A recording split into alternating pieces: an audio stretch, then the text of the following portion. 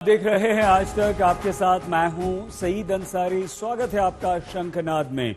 उद्धव पर निशाना तेवर पुराना। जी हां, जेल से रिहा होने के बाद नवनीत राणा मुंबई के लीलावती अस्पताल में भर्ती हुई, मगर जब आज वो अस्पताल से बाहर आई तो उद्धव सरकार और महाराष्ट्र के मुख्यमंत्री उद्धव ठाकरे के विरुद्ध उनकी जुबान पहले से ज्यादा तल्ख हो गई। उनके लहजे में उद्धव के लिए चेतावनी थी और साथ में थी चुनाव लड़ने की चुनौती। लेकिन प्रश्न ये कि अब नवनीत राणा का क्या होगा, क्योंकि नवनीत को अदालत ने कहा था कि जब वो बाहर जाएं तो मीडिया से कोई संवाद नहीं करें। ये शर्त अदालत ने जमानत के साथ दी थी। तो क्या ये माना जाए कि लड़ाई अभी और आगे बढ़ेगी? और उद्धव सरकार ने कह दिया है कि अदालत की अवमानना का हम केस दायर करेंगे।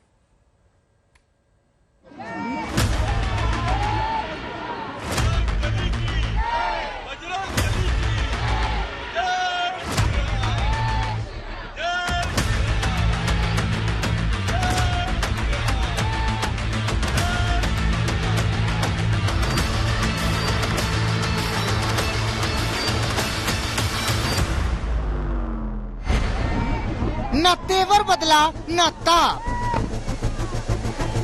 न गुस्सा घटा, न क्रोध कम हुआ। उल्टा अस्पताल से निकलते ही नवनीत राणा की आवाज में अलग ही आक्रोश दिखा। उद्धव सरकार का खुला विरोध दिखा। हाथों में हनुमान की मूर्ति, जय श्री राम के नारों का जय घोष, गले में राम नाम का दुपट्टा ओढ़े नवनीत राणा ने सीधे सरकार पर आघात किया। गिरफ्तारी को लेकर उद्धव सरकार पर सवाल दाग दिए। ठाकरे सरकार को मेरा प्रश्न है कि मैंने ऐसी क्या गलती की जिसकी मुझे आज सजा इन लोगों ने दी। लीलावती अस्पताल के बाहर समर्थक नारे लगा रहे थे। उद्धव ठाकरे को चुनौती देने वाले राणा दंपति का उत्साह बढ़ा रहे थे। जय श्री राम के नारों ने नवनीत राणा में नया जोश भरा। हनुमान चालीसा पाठ के लिए अब आर पार की लड़ाई का ऐलान किया।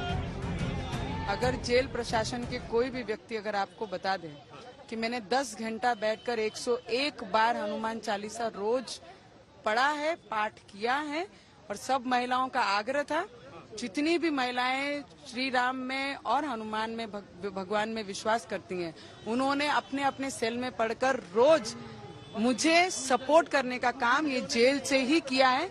तो भगवान का नाम लेने के लिए मेरा मॉरल कोई खत्म नहीं कर सकता। इस भारत देश में मैं पैदा हुई हूँ। जेल से रिहाई के बाद नवनीत राणा पहली बार लोगों के सामने आई।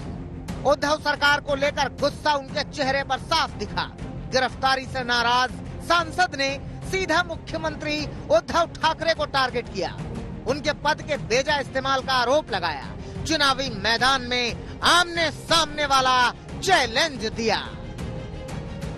तो ठाकरे जी को भी बोलना चाहूंगी, इतना अत्याचार, तुम्हारे पास पावर है, पावर का दुरुपयोग तुमने किया है, तो मैं आपको चैलेंज करती हूँ कि लोगों के बीच में आकर इलेक्शन लड़कर चुन के दिखाइए। महाराष्ट्र में कोई भी डिस्ट्रिक्ट आप चुनिए और लोगों की सेवा करके चुन के आना किसे कहते हैं, वो वहाँ खड़े रहिए और आपके विरोध में आपके सामने मैं खड़े रहूंगी और चुन के आपने दिखाना कि महिला ताकत के सामने और ईमानदारी और मेहनत के सामने किस तरीके से चुन के कौन आ सकता है। अगर दम है। भाईखला जेल से 5 मई को रिहाई के बाद से नवनीत राणा मुंबई के लीलावती अस्पताल में भर्ती थी। सुबह ही पूर्व मुख्यमंत्री देवेंद्र फडणवीस ने अस्पताल जाकर उनसे मुलाकात की, जिसके बाद तस्वीर साफ हो गई कि सांसद को अस्पताल से छुट्टी मिलने वाली है। अस्पताल से निकलते ही नवनीत राणा ने एक साथ कई सवाल उठाए। राजद्रोह की धारा पर भी प्रश्न चिन्ह लगाए। जो भी कोर्ट का आदेश है कि जो भी चीज हुई, सिचुएशन हुई, उस पे मैं कोई बात नहीं करूंगी। मैं कोर्ट का बहुत सम्मान करती हूँ, उनके आदेश का मैं पालन करूंगी। उस सिचुएशन को छोड़कर मैं जो भी बात होगी मैं जरूर। मुझे लगता है कि उद्धव ठाकरे ने सब श्रूड बुद्धि की सब लिमिटें क्रॉस कर दी हैं। ये जो करप्टेड बीएमसी में 2 पीढ़ियों से बैठे हैं, इनकी लंका को जलाने के लिए आह्वान दिया है और पूरी ताकत से बीएमसी के प्रचार। नवनीत राणा के रुख से साफ है कि रिहाई के बाद अब उन्होंने आगे की लड़ाई का शंखनाद कर दिया है। हनुमान चालीसा के बहाने नई लड़ाई का आगाज कर दिया है। नवनीत राणा जहां उद्धव सरकार पर बरसती रही, तो शिवसेना सांसद संजय राउत पर रवि राणा का गुस्सा फूटा। लगातार बयानों से संजय राउत पर उन्होंने हमला बोला। राउत को चवन्नी छाप नेता बता दिया। आने वाले कॉरपोरेशन में, मुंबई कॉरपोरेशन में मैं पूरी ताकत से बाहर निकलूंगी और इनको जवाब मेरी महाराष्ट्र की जनता दिखाएगी कि राम का और हनुमान का विरोध करने वाले का उनके साथ में क्या होता है करके। संजय राउत में बोल दिया है, चवन्नी छाप है। वो कांग्रेस और महाविकास आघाड़ी का दलाल है और दलाली करते करते उन्होंने पूरी शिवसेना डुबाने का काम भी किया है। वो बाला साहब ठाकरे ऊपर से देख रहे होंगे तो जरूर एक संजय राउत एक पत्रकार था सामना में, उसने पत्रकारी के साथ साथ शिवसेना को डुबाने। राणा दंपति को कोर्ट से जमानत मिली तो संजय राउत ने ही सबसे पहले सवाल उठाए थे। राणा दंपति की रिहाई को राहत घोटाला उन्होंने कहा था। राणा दंपति ने अब अपने इरादे जता दिए हैं। बीजेपी ने भी उद्धव सरकार के खिलाफ इस लड़ाई में अपने हाथ बढ़ा दिए हैं। रवि राणा दिल्ली में गृह मंत्री अमित शाह से मिलने की तैयारी में है। साफ है कि महाराष्ट्र वाली ये लड़ाई अब दिल्ली में और ज्यादा बढ़ने की बारी है। मुंबई से पंकज उपाध्याय के साथ आज तक ब्यूरो। महाराष्ट्र के बाद अब खबर हिमाचल प्रदेश की, जहां खालिस्तानी पोस्टर्स ने राजनीति का तापमान बढ़ा दिया। आज सुबह सुबह हिमाचल प्रदेश की विधानसभा की दीवारों पर खालिस्तानी पोस्टर्स लगा दिए गए। सुबह पोस्टर देखे गए तो हंगामा हो गया। आनन फानन में ये पोस्टर्स हटवाए गए, दीवार की पुताई करवाई गई, मगर तब तक विपक्ष को हमला करने का मौका मिल चुका था।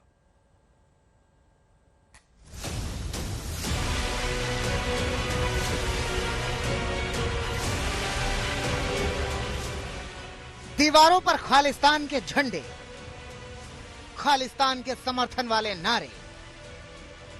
धर्मशाला की इन तस्वीरों ने सुबह सुबह सभी को चौंका दिया। हिमाचल प्रदेश में खालिस्तान के समर्थन में हुई इस हरकत ने चिंता को बढ़ा दिया, क्योंकि खालिस्तान के समर्थन में ये नारे, ये झंडे हिमाचल प्रदेश की विधानसभा की दीवारों पर लगाए गए थे, जो विधानसभा की सुरक्षा पर तो सवाल उठा ही रहे हैं, बल्कि खालिस्तान वाले एंगल पर सरकार की फिक्र को बढ़ा रहे हैं। जो जांच के लिए हमने आदेश दिए हैं उसके मुताबिक कोशिश ये कर रहे हैं कि कहीं न कहीं से इनकी एंट्री हुई होगी और जितने भी सीसीटीवी वहां पर है उसमें हम कोशिश कर रहे हैं कि उसमें कहीं न कहीं उनकी मूवमेंट हमको मिल पाए। पुलिस सीसीटीवी फुटेज खंगाल रही है और इस बात की जांच कर रही है कि आखिर वो कौन है जिसने विधानसभा की दीवार पर खालिस्तान वाले झंडे लगाए और इस पूरी साजिश के पीछे किसका हाथ है। क्योंकि रोड है, यहाँ पे किनारे की जगह है, आसपास यहाँ आबादी नहीं है और इसकी वजह से इसका मुख्य फायदा उठा करके ये कृत्य किया है। तो हम इसमें कार्रवाई कर रहे हैं और जांच कर रहे हैं और जो भी कानूनी कार्रवाई है अमल में लाई जाएगी। लेकिन एक सवाल ये भी उठता है कि आखिर जब विधानसभा की दीवार पर ऐसी देश विरोधी हरकत की गई तो सुरक्षा कर्मी कहाँ थे? क्या उन्हें इस हरकत की भनक तक नहीं लगी? विधानसभा का जो हमारा धर्मशाला का जो कैंपस है वहां पर पुलिस की गार्ड रहती है, लेकिन वो अंदर रहती है। कैंपस काफी बड़ा है, तो इनने गेट के बाहर वो वॉल पे जो हर गेट पर जो है उस प्रकार से वो लिखा भी और उसके बाद वो पोस्टर भी लगाया। हिमाचल प्रदेश में इसी साल विधानसभा के चुनाव होने हैं, लिहाजा विधानसभा पर खालिस्तानी झंडों ने सूबे का सियासी तापमान बढ़ा दिया है। बीजेपी सरकार को विपक्ष के निशाने पर ला दिया है। दिल्ली के उप मुख्यमंत्री ने तेजिंदर पाल सिंह बग्गा के मामले को इस घटना से जोड़ दिया। हिमाचल की बीजेपी सरकार पर बग्गा के हवाले से हमला बोला। पूरी बीजेपी एक गुंडे को बचाने में लगी है और उधर खालिस्तानी झंडे लगाकर चले गए। जो सरकार विधानसभा न बचा पाए वो जनता को कैसे बचाएगी? ये हिमाचल की आबरू का मामला है, देश की सुरक्षा का मामला है। बीजेपी सरकार पूरी तरह फेल हो गई। आप बताइए, विधानसभा सबसे सुरक्षित क्षेत्र होता है और वहां खालिस्तानी झंडा फहरा के चले गए खालिस्तानी। इसका मतलब कि हिमाचल प्रदेश की सरकार, भारतीय जनता पार्टी और बीजेपी के नेता पूरी तरीके से फेल साबित हुए हैं इस पूरे मामले में, और ये हिमाचल प्रदेश के लोगों का अपमान है, हिमाचल प्रदेश की इज्जत का मामला है। खालिस्तानी झंडा फहराने वाले कौन से लोग हैं, उनके खिलाफ सख्त से सख्त कार्रवाई होनी चाहिए। विधानसभा के चप्पे चप्पर पे सिक्योरिटी होती है, पूरे राज्य की इज्जत आबरू वहाँ की विधानसभा के अंदर तय होती है। आज हिमाचल प्रदेश की आबरू लुट गई और भाजपा की राज्य सरकार सोती रह गई, ये बहुत शर्म की बात है।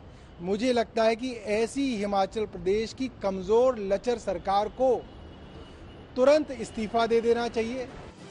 विधानसभा पर खालिस्तानी झंडों को लेकर कांग्रेस ने भी सवाल उठाए। पूरी घटना को जयराम ठाकुर सरकार की नाकामी बताया।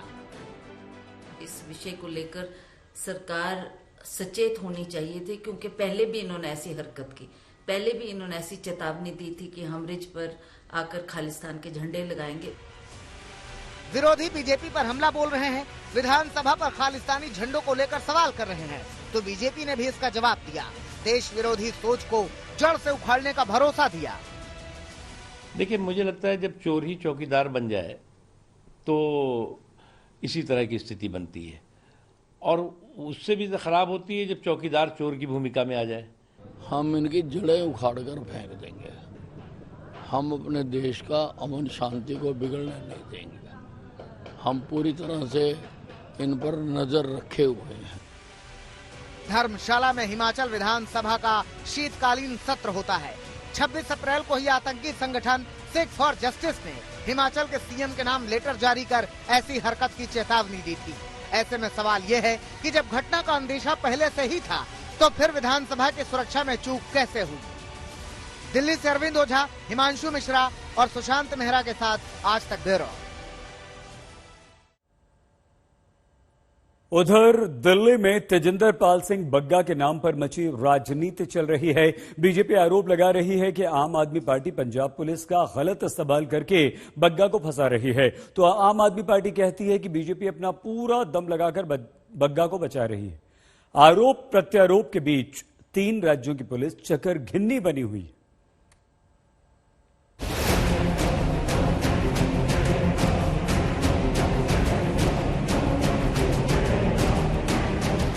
केजरीवाल बहुत डरे हुए, उनको रात को नींद नहीं आ रही है। भारतीय जनता पार्टी का कार्यकर्ता उनसे डरने वाला नहीं। बग्गा के तेवर तल्ख हैं। वो अरविंद केजरीवाल के खिलाफ पहले से कहीं ज्यादा हमलावर हैं। अगर अरविंद केजरीवाल सोचते हैं कि सत्ता के बल पे, पुलिस के बल पे भारतीय जनता पार्टी के कार्यकर्ताओं को डरा सकते हैं, झुका सकते हैं, तो फिर से मैं उनको कहता हूं, आपको उन लोगों को जेल की सलाखों में डालना पड़ेगा जिन्होंने गुरु ग्रंथ साहब जी की बेदबी की, नहीं तो ये सवाल मैं बार बार पूछूंगा। और अगर इसके लिए मुझे 1 नहीं 100 FIR भी आपकी सरकार की झेलनी पड़े तो मैं उसके लिए तैयार हूं। इधर आम आदमी पार्टी बग्गा के बहाने पूरी बीजेपी को निशाने पर ले रही है। आधी रात को इस तरह से कोर्ट्स खुलवाना मुझे लगता है कि बहुत शर्म की बात है। मैं उस समय का इंतजार कर रहा हूं जब CBI और ED राज्यों के अंदर जाएगी और राज्य सरकार की पुलिस CBI और ED को काम करने नहीं देगी, तब इस देश के संघीय ढांचे का क्या होगा। भाजपा जिस फेडरल स्ट्रक्चर के साथ खिलवाड़ कर रही है, भाजपा को उसकी बहुत भारी कीमत चुकानी पड़ेगी। दिल्ली की राजनीति इस वक्त तो बग्गामय है, क्योंकि यहाँ है भारतीय राजनीति में दिल्ली बीजेपी के नेता तेजिंदर पाल सिंह बग्गा, जिनके आगे पीछे 3 राज्यों की पुलिस चक्कर घिन्नी हो गई है। खुद सोचिए, पंजाब पुलिस ने गिरफ्तार किया, दिल्ली पुलिस ने पंजाब जाने से रुकवा लिया, हरियाणा पुलिस वापस ले आई। मतलब पुलिस के 2 आगे पुलिस, पुलिस के 2 पीछे पुलिस, और बीच में बग्गा। 6 मई की सुबह करीब 6:30 बजे तेजिंदर बग्गा की गिरफ्तारी के साथ शुरू हुआ था यह हाई प्रोफाइल ड्रामा। 6 मई की रात को दिल्ली पुलिस उन्हें कुरुक्षेत्र से लेकर लौटी। तब आधी रात को ही अदालत ने उन्हें बाइज्जत घर जाने की मोहलत दी थी। एक बार फिर बग्गा को आधी रात को राहत मिली। 7 मई के करीब 12 बजे राहत की नई खेप आई, वो भी पंजाब और हरियाणा हाई कोर्ट से। बीजेपी नेता के लिए ये बहुत बड़ी राहत की खबर थी, गिरफ्तारी रोके जाने को लेकर। ये दर्शा दिया कि अरविंद केजरीवाल बहुत डरे हुए, उनको रात को नींद नहीं आ रही है कि किस तरीके से हमें जेल में डाले, किस तरीके से भारतीय जनता पार्टी के कार्यकर्ता जो उनसे सवाल पूछते हैं उनको जेल में डाले। मैं उनको कहना चाहता हूं, भारतीय जनता पार्टी का कार्यकर्ता उनसे डरने वाला नहीं। हाईकोर्ट के जज ने आधी रात को फरमान जारी किया कि 10 मई तक तेजिंदर पाल सिंह बग्गा की गिरफ्तारी पर रोक लगाई जा रही है। असीम राहत है और असीम खुशी है कि ये 2 दिन में बग्गा बग्गा हो गई है। बग्गा क्या हो गया? बग्गा बग्गा हो गई है। अच्छा जी, मशहूर हो गए आपके बेटे? मशहूर तो पहले भी थे, जैसे कहते हैं ना पुराने बिल्डिंग के ऊपर वो पेंटिंग नहीं हो गई है। अच्छा 6 मई की फजीहत के बाद भगवंत मान की पुलिस ने तैयारी कर ली थी। उस दिन की गलतियों से सबक लेते हुए पंजाब पुलिस ने मोहाली कोर्ट से गिरफ्तारी की इजाजत भी ले ली थी। गैर जमानती वारंट जारी हो चुका था। माना जा रहा था कि पंजाब पुलिस की टीम कभी भी दिल्ली पहुंच सकती है और फिर से बग्गा को गिरफ्तार कर सकती है। लेकिन उसी गैर जमानती वारंट के खिलाफ बग्गा के वकील देर रात हाईकोर्ट पहुंच गए। फिर देर रात कोर्ट में क्या हुआ ये जान लीजिए। पंजाब के एडवोकेट जनरल ने आधी रात को सुनवाई पर सवाल उठाए। कहा कि ये मामला इतना जरूरी नहीं था। बग्गा पर न्याय प्रणाली को कलंकित करने का आरोप लगाया। बग्गा के वकील ने अपनी दलील भी दी। उन्होंने कहा कि उन्हें गैर जमानती वारंट पर देर रात में भी गिरफ्तारी का डर है। इसी वजह से उन्होंने रात को सुनवाई के लिए अदालत को परेशान किया। उनको भी सोचना चाहिए था, जब 10 मई तक की डेट लगी हुई थी क्वेश्चन के अंदर, तो वारंट्स ऑफ अरेस्ट इशू कराने की जरूरत नहीं थी। लेकिन फिर भी इन्होंने वो इशू कराया बिकॉज कहीं ना कहीं उनके दिमाग में, उनके महज में कुछ था कि हम कानून से बढ़कर कुछ आगे करेंगे। कहीं ऐसा तो नहीं कि दिल्ली पुलिस ने जैसे पहले ही सर्च वारंट हासिल कर लिए थे, उसके एवज में ऐसा किया गया हो सकता है जी, वो तो पंजाब सरकार ही बता सकती है या पंजाब की पुलिस बता सकती है। दोनों पक्षों को सुनने के बाद अदालत ने 10 मई तक बग्गा की गिरफ्तारी पर रोक लगा दी। अब इस मामले में 10 मई को हाईकोर्ट में अहम सुनवाई है। तब तक सियासत थमने की कोई उम्मीद नजर नहीं आ रही। चंडीगढ़ से सत्येंद्र चौहान के साथ राम किंकर सिंह, दिल्ली आज तक। दिल्ली में राजनीति अपने शबाब पर है, मगर इसी राजनीति को दूसरी नजरिए से देखते हैं। राजधानी दिल्ली में शूट आउट होता है, पूरी दिल्ली दहल जाती है। गोलीकांड की ऐसी तस्वीर सामने आई कि जिसे देखकर विश्वास करना मुश्किल है कि दिल्ली में और दिल्ली की गलियों में भी ऐसे बेखौफ बदमाश घूम रहे हैं जो भरे चौराहे पर ताबड़तोड़ गोलियां बरसा देते हैं, जो दिन के उजाले में किसी का शरीर छलनी कर जाते हैं।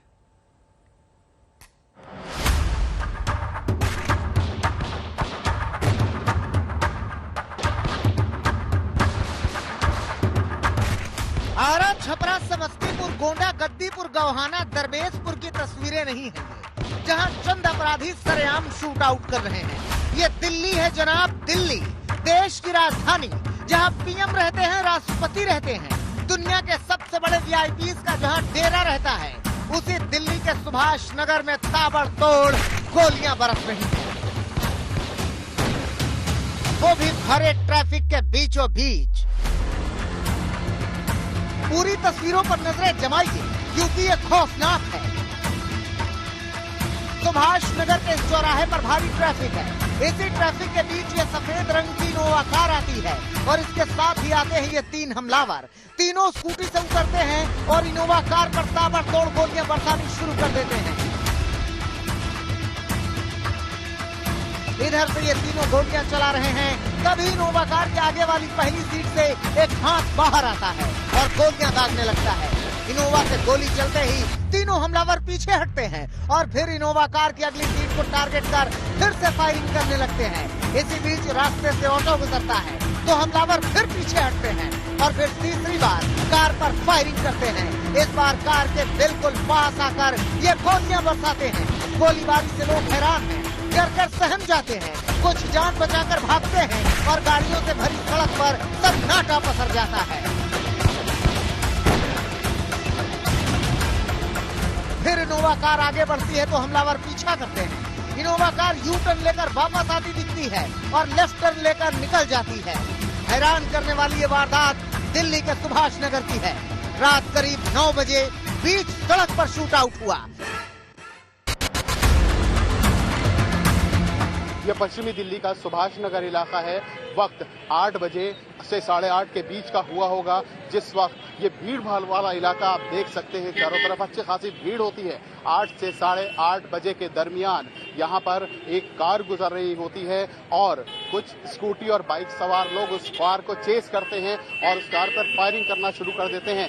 इस इलाके पे आप देख सकते हैं 20 से 25 राउंड फायरिंग हुई है और जगह जगह आप देखिए ई लिखे हुए ब्लॉकेजेस बने हुए हैं, यानी ई मतलब एम्प्टी कॉटेजेस यहाँ पे पाए गए हैं। मैं अपने कैमरामैन से कहूंगा कि वो आगे जाके और भी उनको दिखाएं कि जिससे पता चल सके कि आखिर किस तरीके से यहाँ पे इतनी जबरदस्त तरीके से फायरिंग की गई। आप देख सकते हैं शीशे भी टूटे हुए पड़े हैं कार के।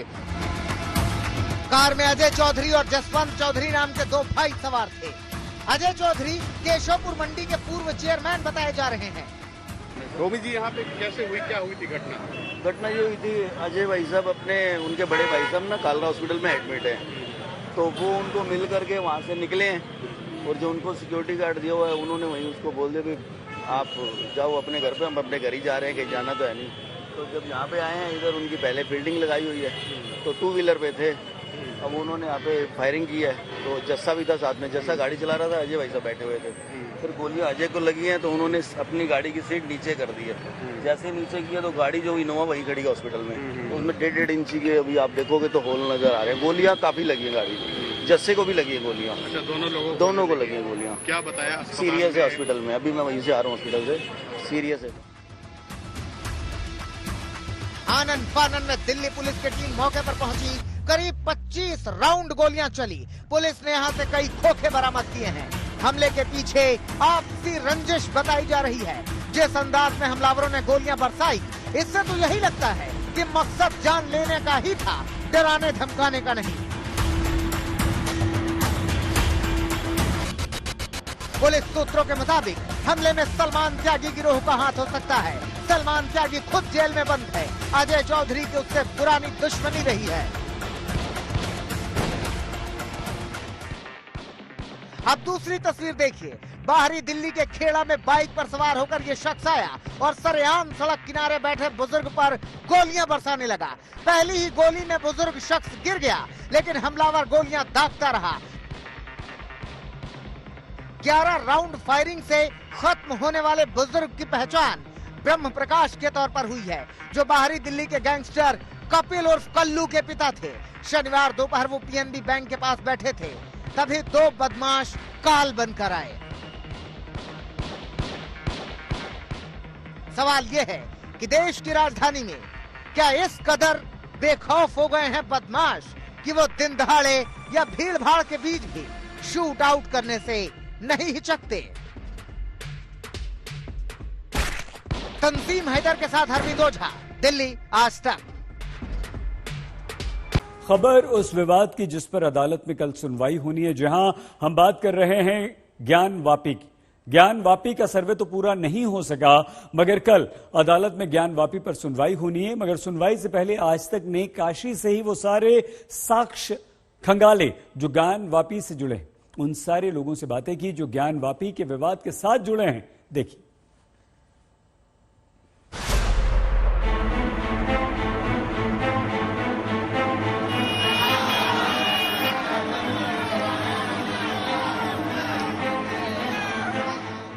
ज्ञानवापी पर मची हलचल देख लिया आपने, ज्ञानवापी पर मचा हंगामा भी देख लिया आपने। अब वो देखना है आपको जो कल कोर्ट में पेश हुआ। जी हाँ, सबूत। ये भगवान शंकर का, भगवान स्वयंभू विश्वेश्वर का ज्योतिर्लिंग का पुरानी तस्वीरें, पुराने मैप, हर वो साक्ष्य जो कल कोर्ट में पेश किया जाएगा, वो आज तक पर हम आपको आज ही दिखाएंगे। तो आइए बाबा विश्वनाथ के दरबार और ज्ञानवापी के बीच उलझी सियासत के बीच प्रमाणों की इस यात्रा में आगे बढ़ चलिए। गर्भगृह में जो है भगवान शिव का 100 फुट का ज्योतिर्लिंग अभी भी विराजमान है। इसको पत्थर की पट्टियों से ढक दी गई है। ये दालान के रूप में निकाल दिया गया है। और ये चारों तरफ जो है ये चौखुंटा था पुराना विश्वनाथ मंदिर, जिसमें कि सारे देवी देवताओं के मंदिर और ये सब सारी चीजें इसमें जो है दर्शाई गई हैं। इसमें ये दर्शाया गया है कि the dotted line shows portion of the temple occupied by present मस्जिद। ये जो डॉटेड लाइन है ये शो किया गया है कि जिस पर कि प्रेजेंट ये विवादित ढांचा खड़ा है, इसको हम मस्जिद नहीं कहते, ये मस्जिद हो ही नहीं सकता, इसलिए कि मंदिर के ऊपर बना है, मंदिर के ऊपर कोई मस्जिद नहीं बन सकती। ऐतिहासिक तथ्यों, अदालत में दिए गए सबूतों और कमीशन की रिपोर्ट के अलावा उन तस्वीरों के हवालों से भी यह सिद्ध करने की कोशिश बार बार की गई कि आदि विश्वेश्वर मंदिर उसी ज्ञानव्यापी परिसर के नीचे है। अंधा व्यक्ति भी देख करके ये बता सकता है, कमिश्नर महोदय तो इसको देख करके बताए ही होंगे और वो पूरा इन्होंने वीडियोग्राफी इसकी लिया होगा कि ये मंदिर की सारी दीवारें यथावत दिख रही हैं। ये पश्चिम तरफ का पश्चिमी हिस्सा है, इधर ही जो है श्रृंगार गौरी का ये स्थान है, ये किए होंगे वो। इसके बाद दूसरा यह चित्र देखिए,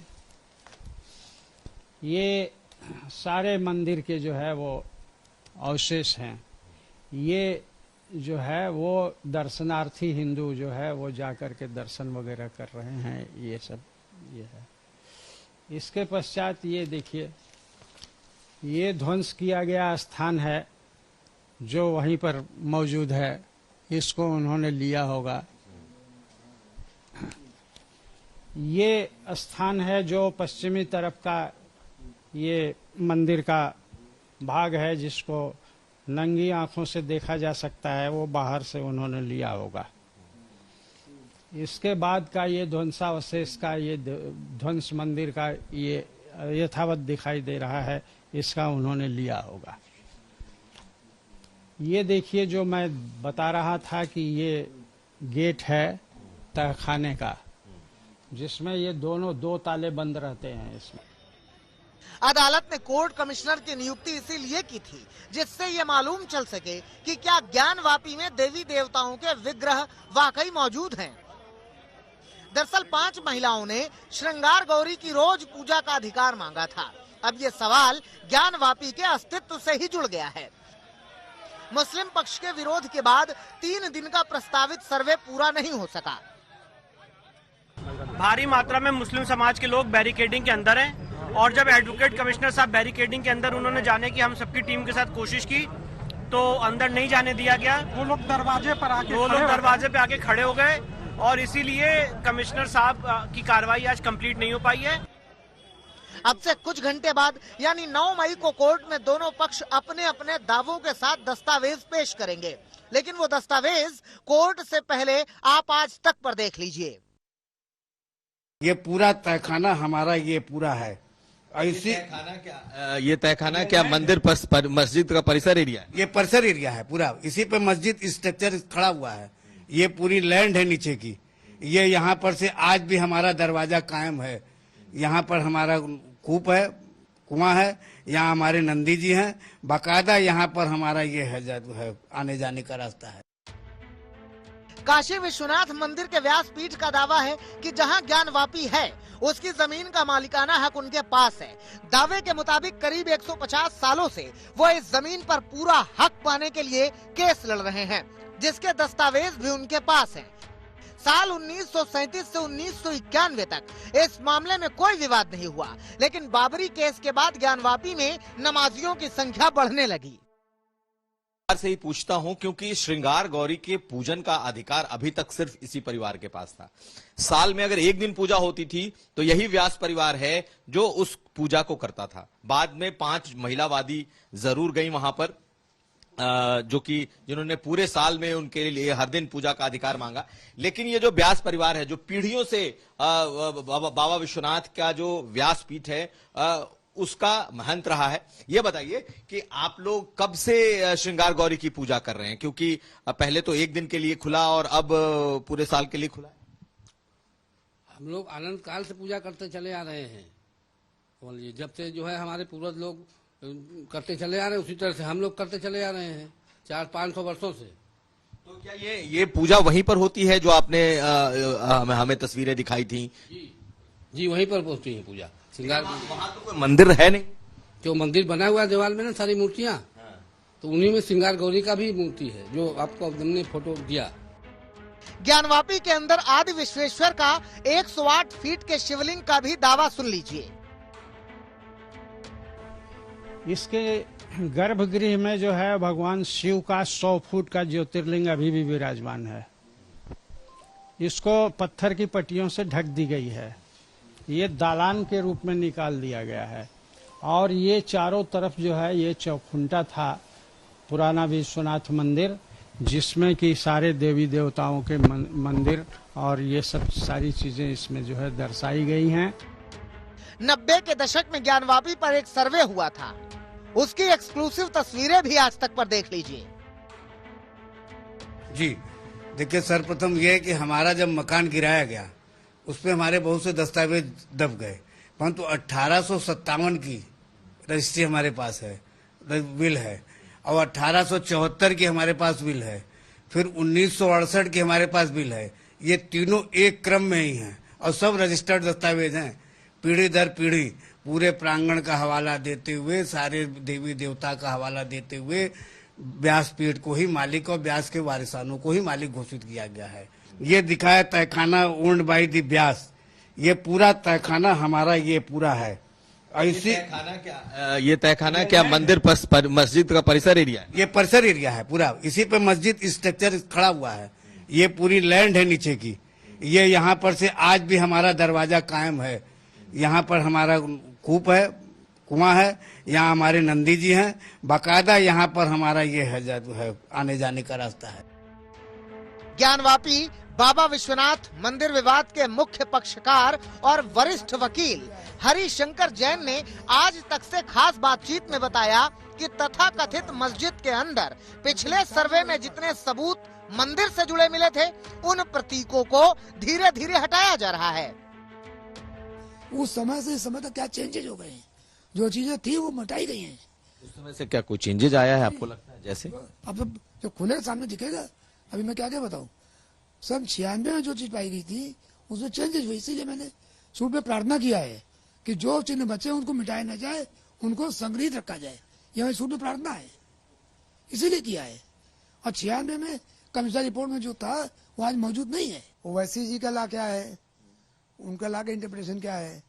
वो विद्वान आदमी है तो विद्वत्ता का उनका होगा। मैं तो कम पढ़ा लिखा आदमी हूँ, पर जो लिखा है मैं वही पढ़ता हूँ। इंटरप्रिटेशन तो बात की बात है। प्लेस ऑफ वर्शिप एक्ट में लिखा है word religious character. Religious character क्या है ये तय होगा, एविडेंस पर तय होगा। अगर मंदिर का कैरेक्टर मंदिर रहेगा, मस्जिद था मस्जिद रहेगा। केवल मूर्ति रख देने मंदिर नहीं हो जाएगी और नमाज पढ़ने से मस्जिद नहीं हो जाएगी। ये पार्टी को साबित करना पड़ेगा। या आपने क्रॉस का चिन्ह लाके लगा दिया तो गिरजाघर नहीं हो जाएगा, तो साबित करना पड़ेगा। हरिशंकर जैन ने असदुद्दीन ओवैसी के आरोपों पर कहा कि मंदिर या मस्जिद सबूतों से तय होगा और मंदिर के पूरे सबूत मौजूद हैं।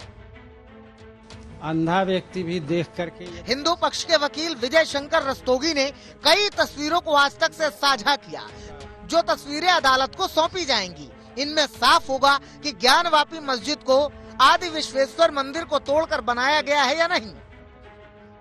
1936 में सबसे पहले Din Mohammad versus secretary of state का एक मामला है, जिसमें दीन मोहम्मद ने ज्ञानवापी मस्जिद और उसके आसपास की जमीनों पर अपना हक जताया था।